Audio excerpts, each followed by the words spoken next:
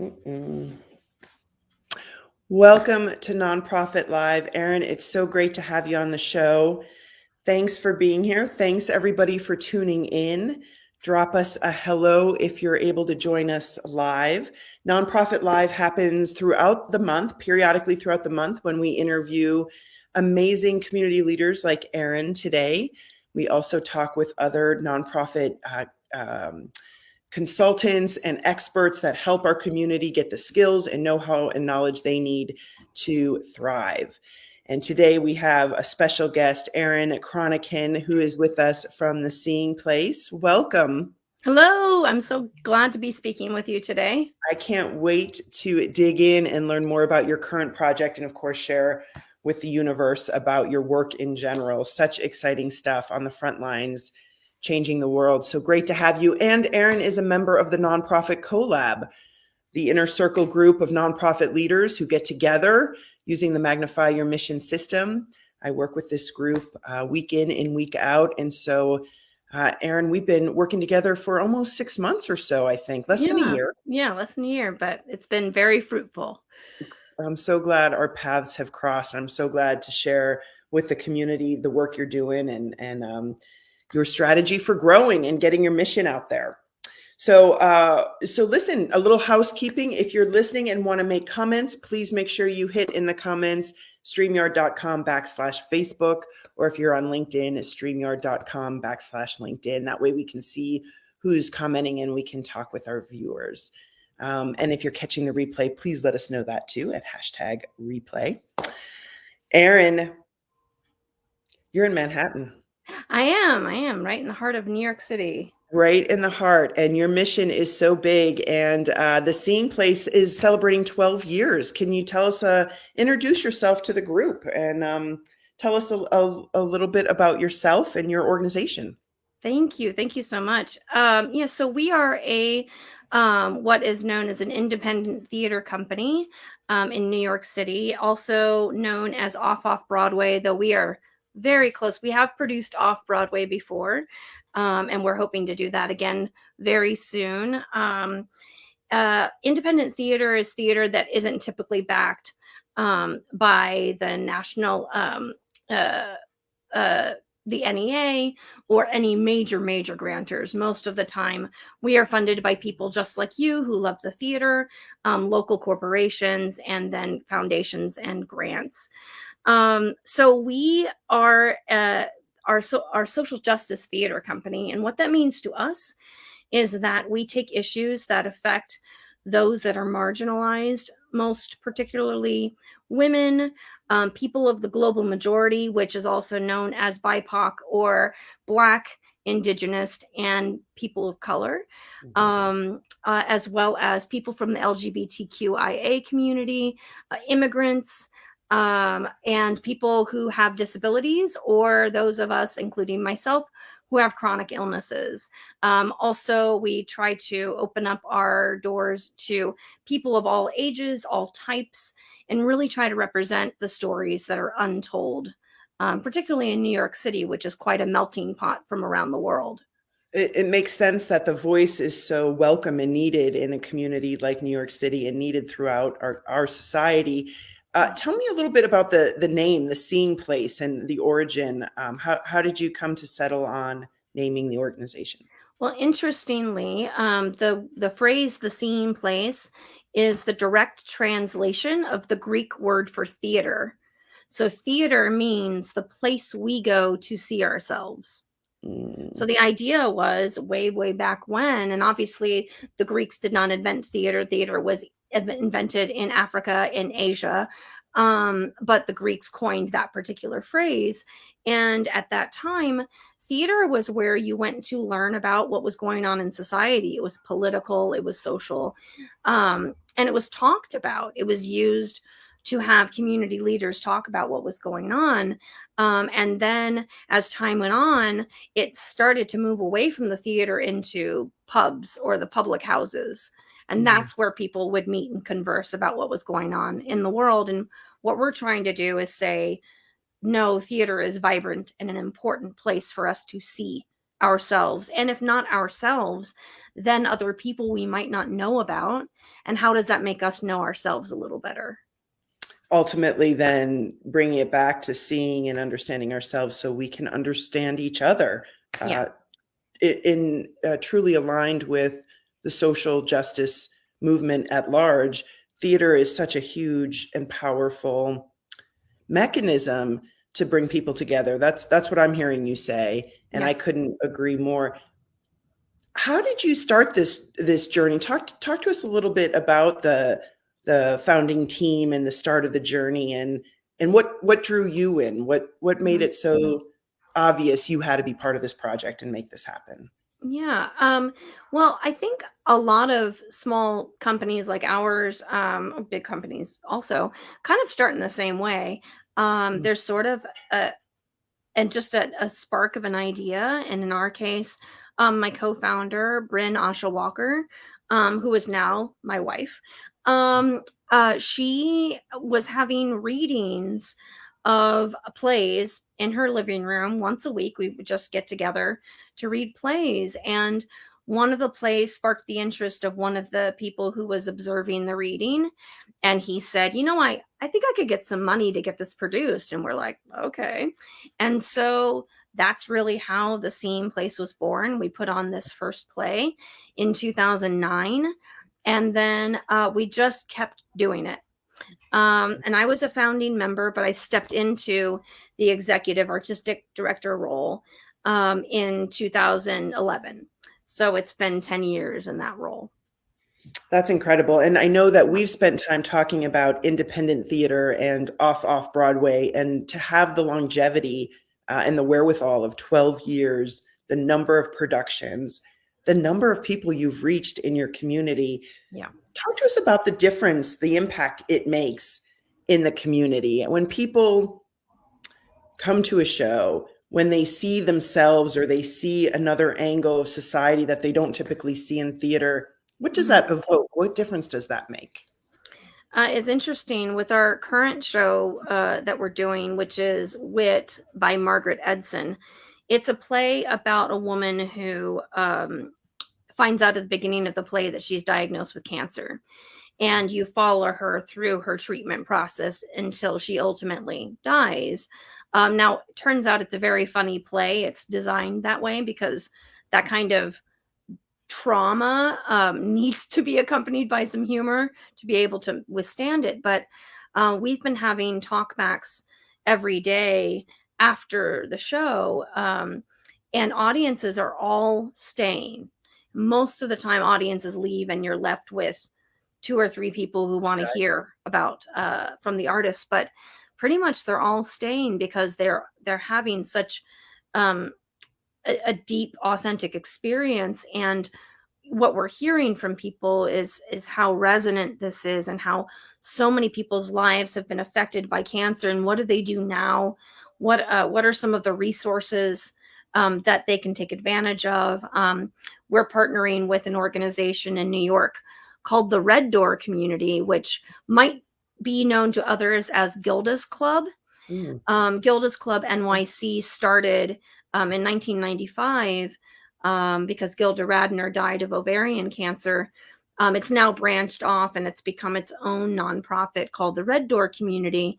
And we're partnering with them to help because they provide resources for anyone with cancer. But the fact that this play is about ovarian cancer, the Red Door Community is a nonprofit founded by people who are honoring Gilda Radner, who had ovarian cancer. It's very important for us.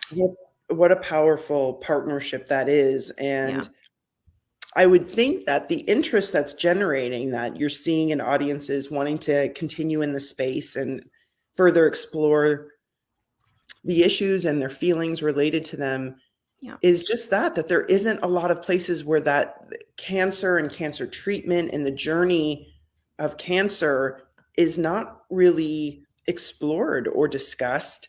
And it sounds like people are really hungry to connect around some I deeper think and more meaningful so. issues. I think, and I hope your viewers don't mind me being frank about my own experience. I have stage 4 breast cancer when I was diagnosed in late 2018. And so I've been living with this disease. Well, I was living with it even before that, with a prior diagnosis. So this is my second bout with it. But even I, as open as I am, I've never gone to a support group, because it always seemed to me like, oh, I'm just going to be around a bunch of people who are scared, and I don't want to be around a bunch of people who are scared. But at the same time, so I think that there are people who are seeing our show that are experiencing the same thing. Like, I don't know if I need to go to a support group or want to, but then they come to this show and they feel like it's okay to talk. It's okay to feel. It's okay to mourn and to grieve in this collective space. Yeah. And in the context of it being so human, right? People going to the theater is age old. And as opposed to a support group, which might feel a little bit more prognostic or diagnostic, where this is just being together and really in a very natural way. Theater has been such a foundational component of our society forever. Thank you for sharing your story. So you were diagnosed in 2018 with this bout, and you're playing the lead in this production, correct? Yep, I sure am. So it's been really interesting playing someone who ends up dying on stage. It's very we've stylized it so that it's very compelling, but it's not as shocking, particularly for the patrons who know that I have cancer. It might be a little too poignant to see someone go through raw. that. Yeah, Right. yeah. Why do you think it's so important? Why did you decide to perform in this yourself? Why do you think it's important that your voice is shared? Well, interestingly, this particular play I've done before, but as I played the nurse the last few times I've done it, and I just know that it is an impactful and important play. There are just a lot of things that people don't understand about having chronic illness, about having disabilities, because I'm disabled because of this cancer, and yet I don't look sick. It's because I have a very nice wig that people would never know that I'm completely bald everywhere. And I have troubles with my lungs. I have troubles with my energy a lot of the times. And when you don't look sick, the world just expects so much from you. So I wanted to speak on behalf of everyone in the world. There are millions and millions and millions of people who are disabled, who are neurodivergent, who have chronic illnesses that there's so much bias against, that people don't want to talk about it, they can't talk about it, and maybe this is a venue that people can. Yeah. That's a really powerful decision you've made to share your story in the process, in a way that invites people in. I know that I've seen you speak on the issue, sharing your story. And one thing I was really grateful for was how open you were. And it actually allowed me to ask you questions about your health and your journey that I didn't know how to approach. And so I can just speak from my individual experience being with you. Not only do you not look sick, you are such a light, and you shine so brightly and attract so many of us around you in the community, that I know that tension of being able to keep up and managing your energy and your health, that has to be challenging, running an organization. Yeah, for sure. I mean, to be perfectly blunt, we started our annual campaign this year on Giving Tuesday on November 30th. And right in the middle of the day on December 1st, where it was like, okay, we finished Giving Tuesday, we're going to hit the ground running with this full annual campaign that was supposed to last for the whole month. I ended up having multiple seizures related to tumors in my brain because of this cancer, because of metastatic breast cancer spreads to 4 major areas. It can go to others, but mostly it can spread to the brain, to the lungs, to the liver, and to the bones. And Yeah. I have them in all of those places and in the breast. So it's 5 places. And I, for the first time ever, had multiple seizures and was hospitalized. And I'm like, but I have to get to the campaign. I'm leading the campaign. How am I going to raise money? It ends up working itself out, of course, but it was just very inopportune, this health Yeah. stuff. The Yeah. pressure, because I imagine, I know you, and I know how much responsibility you carry with your mission and your Yeah. work. And Yeah. I know your determination, and Yeah. I thank you for that. Well, we certainly are excited. Now, I know that some of our viewers, right, were from around the world. The collab has members from around the world. We went global this year, something I'm proud of. In my own effort of moving giving voice and showcasing some different people from different experiences. Our audience is global. How can we get involved, Erin? How can we learn more and do more with the Seeing Place? I'm going to just make sure that we put the website on here. Now, we have 2 different websites. I want to be sure that we're clear. But to learn more about the organization, the seeingplace.org is a good place to Well, the start. Right? seeingplace.org is, it's a great place to go. That's our fundraising page. So that's going to give you some basics. It's going to give you our annual campaign video, which is not too long, but it gives you a sense of our impact. And then it will have a link from there to go to our main site. Our main site is theseeingplacetheater.com. And that's our main website, and it's got everything there, ticketing and so if you go to theseeingplace.com, you'll see information about our theater company, the show that we're doing right now, WIT. You can follow the navigation along the top. It'll take you anywhere you need to go.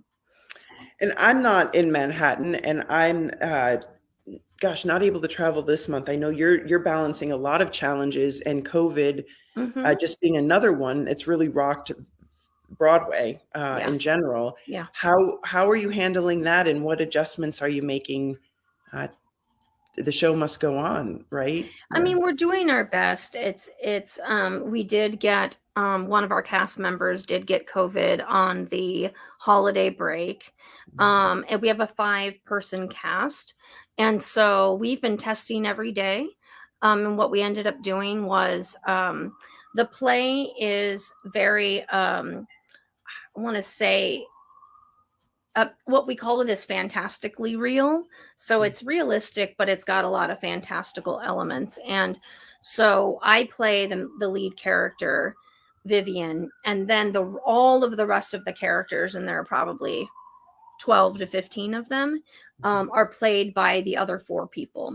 So with this person absent, the last 3 people took on the roles that person was playing. So we'll welcome that person back as soon as quarantine is done. But in the meantime, the show is with 4 people, and we're sanitizing, and we have wonderful air filtration system. Our audiences are all masked. The theater is big enough that we can be socially distanced. And even Broadway epidemiologists have talked about the fact that there have been very, very few instances of audiences getting COVID going to the theater. It's almost exclusively the artists because they are unmasked and in close proximity. Talking or singing. Yeah. But the good news is that our theater is large enough that at least right now, we're able to socially distance. Most people are able to sit together if they're there with a friend or a family member, but they can usually have at least a seat in between them, and that's made them feel pretty comfortable. That's fantastic. Yeah. If you love theater, if you love social justice, if you love diversity and inclusion, you have got to check out theseeingplace.com. Follow along in Facebook. This performance is just one production that you have scheduled for the year. Yeah. I'm so glad to hear that your campaign, because you've done the work and you were diligent in putting the strategy together, even with your setbacks, your health setbacks, you were able to really message and rally your community. What you've done what I've observed you doing just in the last few months, and organizing your community and really connecting with them in a more visible way, it's awesome to see them rally around you. You have such a loyal following. We do. We're very, very lucky. We'll see. I mean, we have to, I'm sure we'll slow down at some point. But last year, even though it was 22 years ago now, 2020, despite all of theater closing, we ended up raising our budget just over 40% that year through continuing to do online programming and having great support from our fan base and our donors. And then this year, I was looking to, I didn't think we were going to do another 40%. That seemed absurd to me, but I had a goal in mind for how much revenue I wanted to bring in by the end of the year. Not only did we overshoot that, but I think we're at, I have to do the final numbers, but I think we're about 57% growth over last year. That's amazing. So even in a time where you did not have shows Yes. In person, and even just fewer shows in general, your community really stepped up. I imagine in part because your work is, my gosh, more important than ever right now in this time of everything from the alienation and the challenges we're having as a society and coming together, finding that common cause, figuring out where we can agree. Opportunities and programs that you're offering through theater are just so important at reminding people that we have a responsibility and obligation of having hard conversations together. Yeah, and theater makes it a little easier. We present the problem, and then we have a conversation about what do we do now.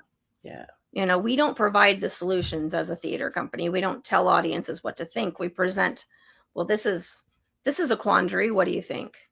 This is a quandary that's really not getting the attention or the opportunity, the chance to sort through it. That takes so much courage and positivity, and just your ability to, I love what you said about presenting, playing Vivian, right? And as the play unfolds and she dies at the end, how you're able to manage that in a way that helps your audience and your followers.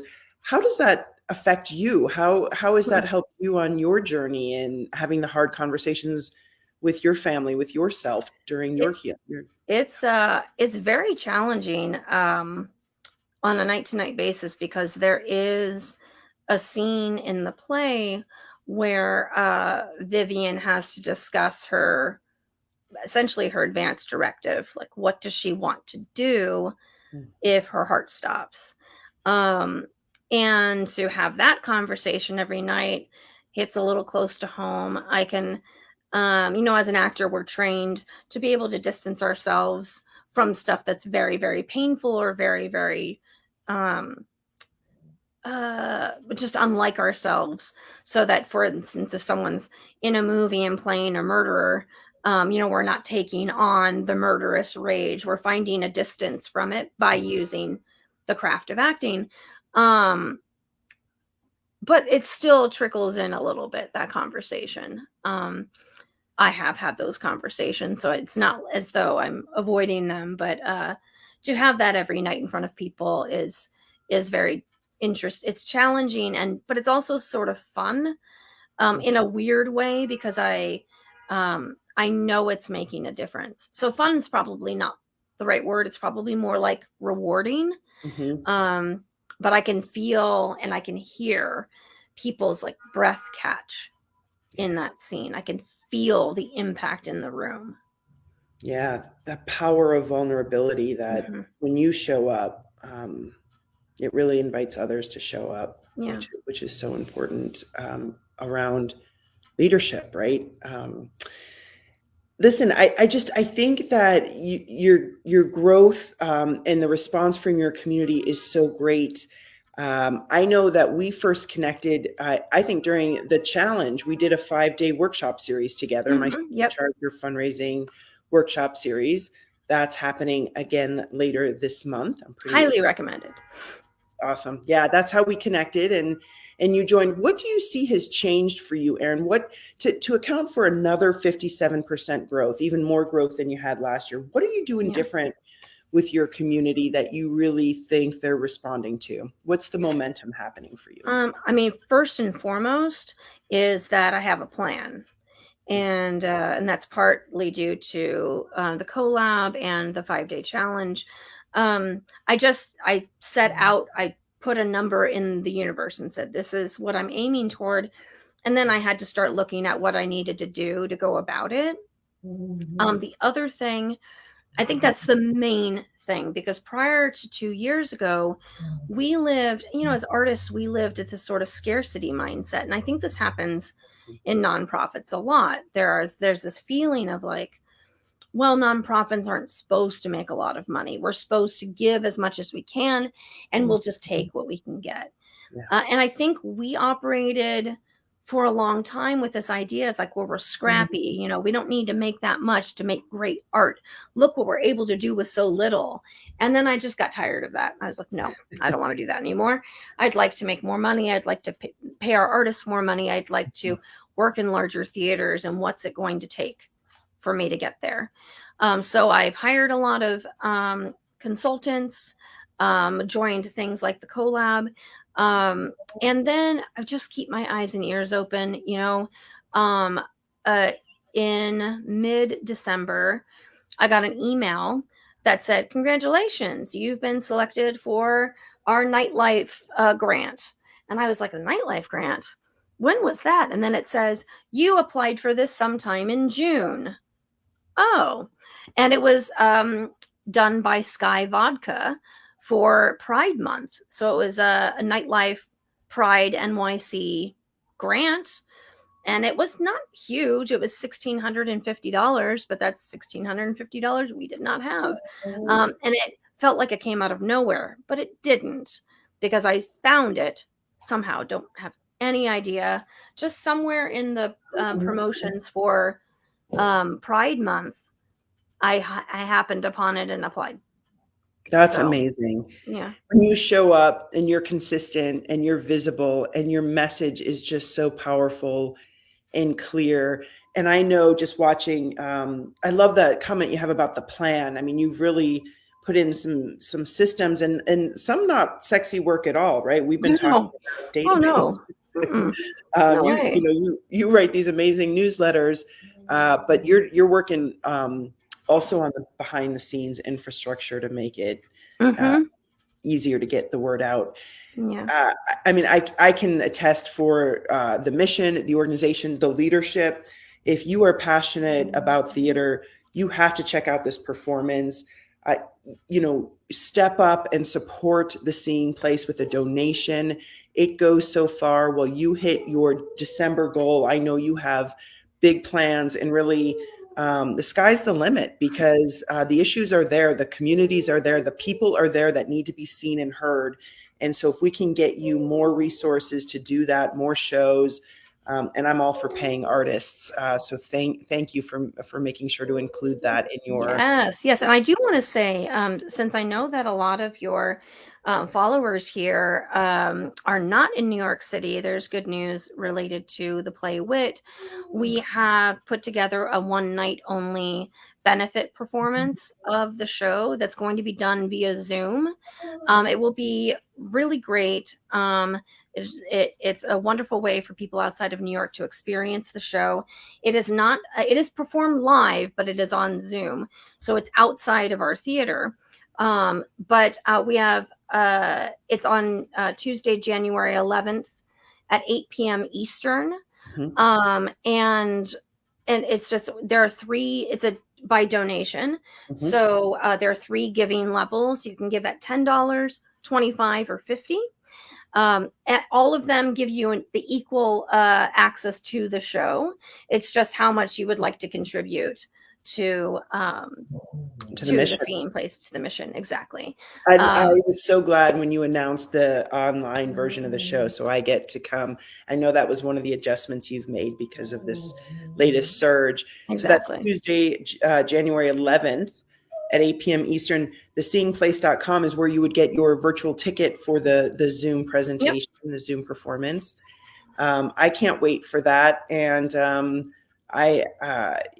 what else can you tell us about how can we stay engaged and stay involved and follow along the Seeing Place? I know you have other productions planned for the year. How do we stay in touch? We do. Probably the best way is to via theseeingplace.com. You can click on the navigation bar where it says contact, and then from there join our mailing list, which will let you know everything that we're doing. We work with professional actors who are parts of the union, and the union rules change from time to time related to what we can put online and what we can't. So we will always let you know what we're able to do online for those people who are outside of town. I promise you, I send the emails myself. I do not spam you, and we do not sell our mailing list to anyone for any reason. So your email is completely safe with us. It's such an amazing community. I love just being, kept informed and participate how and where I can, and following along your journey personally and also as a theater. So I thank you for showing up in such an honest and vulnerable way for all of us. Oh, you're welcome, Erin. It is pretty amazing just to follow along and be even a small part of your journey. If you're interested in learning more, check out theseeingplace.com. Get your tickets for January 11th. If you're in New York and can stop on down to a performance, there's a few more weeks, I think through January 16th, you said. Yep. And the fundraising campaign is going through the same date, January 17th.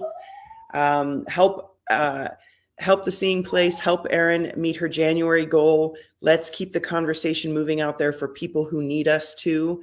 And I imagine also follow along on social media, Erin. You're yes, everything is so at the Seeing Place. Everywhere you're on social media, you'll find us. Yep, everything, including LinkedIn, Facebook, Instagram, Twitter. Yep. Well, I'm excited for 2022. I know our next focus in the collab is about mapping out strategic partnerships. And Erin, I think that's where your next burst of growth is going to come from, because I know I like to use the word scrappy. I think that is a great word for, I consider it a compliment. You're going to go out there and do whatever it takes. And you've been working so hard for over the last decade.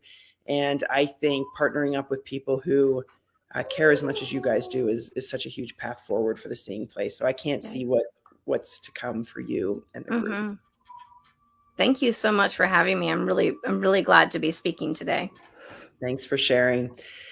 Take care, everybody. And if you have questions, please don't hesitate to reach out. The links are included. And I'll also be including information about the Supercharge Your Fundraising 5-day workshop series coming up.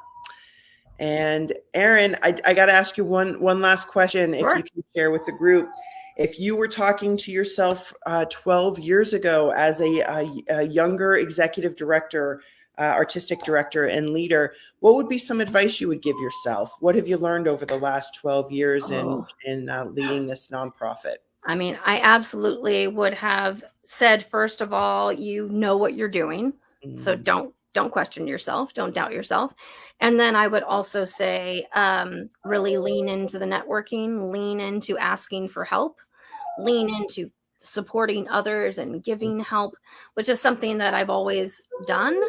But knowing that earlier and really leaning into that earlier, I think would have made a difference. Yeah. So the confidence that you have the answers, you know what to do, and then to trust yourself enough to lean in and get the community, the support, and help one another. Yeah. Makes sense to me, Erin. Thanks for sharing. I wish I learned that a little earlier myself. I guess I'm still working on that one. We all are. Yeah.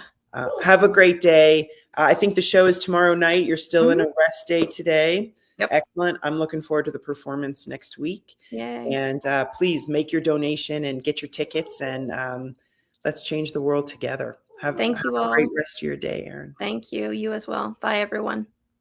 Take care. You rock.